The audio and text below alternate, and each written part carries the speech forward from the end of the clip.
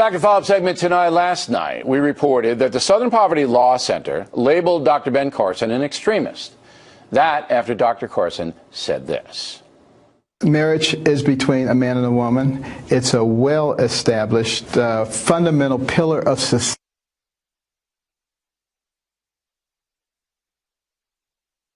NAMBLA, be they people who believe in bestiality, it doesn't matter what they are.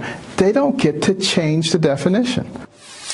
Dr. Ben Carson, the author of the book One Nation, joins us now from Boynton Beach, Florida. There's the book. All right, now, I have some good news for you, Doctor. Just right before airtime, we got the statement from the Southern Poverty Law Center, which says that you are no longer an extremist. You're off the list. So they got heavy heat. I was cleansed. Yeah, after we did the story last night, they got heavy heat because it's a freedom of speech deal, and they can't be doing that. But your reaction to the whole situation? Well, you know, first of all, I want to thank all the people who have spoken up in my behalf. I think it's obviously quite ridiculous. You know, I don't think there's any equivalence between homosexuality and those other things that were mentioned. My point was that if you change it for one group, you'll have to change it for another group. I think everybody should have choice. Any two consenting adults can have any kind of relationship they want. I wouldn't try to impose my view upon them. But I do believe that a family where there's a mother and a father and a loving environment is the best place to raise children. And there are many sociological studies to verify that. It's the foundation, or it has been, of this country, the traditional family that works toward common goals. The problem was that, and you're running for president or considering it, when you mention a NAMBLA or bestiality or whatever, it doesn't matter the context of what you put it in.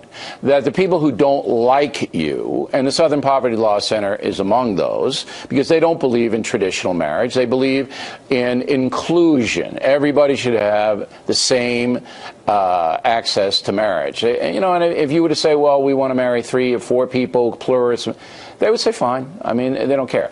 But once you use a NAMBLA, then you give your enemies the ability to distort what you said, and that's what happened here.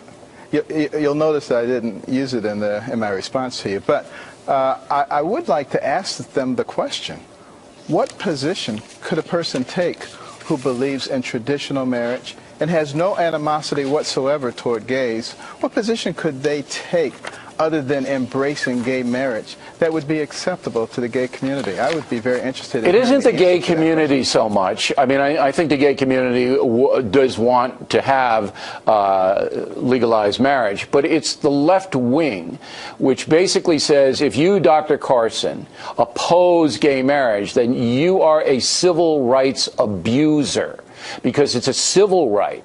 Marriage is a civil right. You can't deny it to anyone. So that's the tack that they've taken, and it's worked. It's worked. Well, it's worked to shut people up because they're afraid that they might end up on that list.